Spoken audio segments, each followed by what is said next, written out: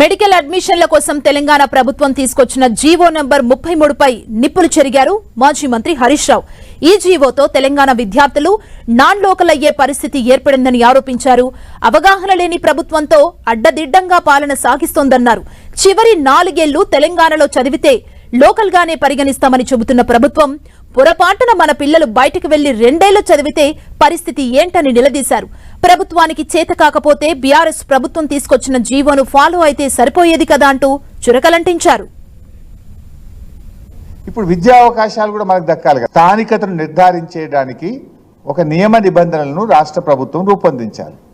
కానీ ఇది ఏది పట్టించుకోకుండా రాష్ట్ర ప్రభుత్వము మెడికల్ అడ్మిషన్స్ కోసం మొన్న జీవో నంబర్ 33 అని ఇచ్చింది.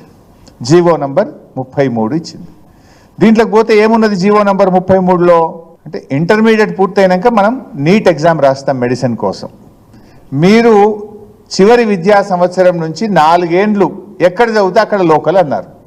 అంటే ఇంటర్మీడియట్ 2 ఏండ్లు, 9th 10th 2 ఏండ్లు, 9, 10, 11, 12 ఈ 4 ఏండ్లు చదివితే నువ్వు లోకలు అని ఇందులో పెట్టేసినారు. యాక్చువల్గా ఇది ఎప్పుడు ఈ 9th 10th 11th 12th అనేది ఎప్పుడుంది? ఇది ఆల్రెడీ నేను ఇందాక చెప్పినటువంటి 1979వ సంవత్సరం జీవోలో అదే ఉన్నది. దాన్ని యథావిధిగా కొనసాగించండి అంటే 2017 జీవోలో కూడా అదే ఉంది. కాకపోతే అందులో ఆ జీవోలో ఏముందంటే ఇది ఒకటే లేదు. మీరు చూస్తే పారాగ్రాఫ్ 1-2 ఈ ఫస్ట్ పారాగ్రాఫ్ 1-2 మాత్రమే పెట్టిండ్రు.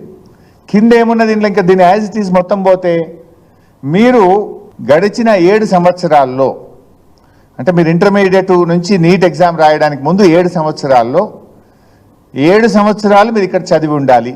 బై పొరపాటున 2 ఏండ్లు బయట చదివితే అట్లీస్ట్ మ్యాక్సిమం 7లో మ్యాక్సిమం అంటే 4 years 4 ఏళ్ళైనా ఇక్కడ చదివి ఉంటే మీరు లోకల్ అవుతారు. 7 ఏండ్లలో 4 సంవత్సరాలన్న తెలంగాణలో చదివి ఉంటే మీరు లోకల్ అవుతారు అనేది ఉండే. దాన్నేమో తొలగించి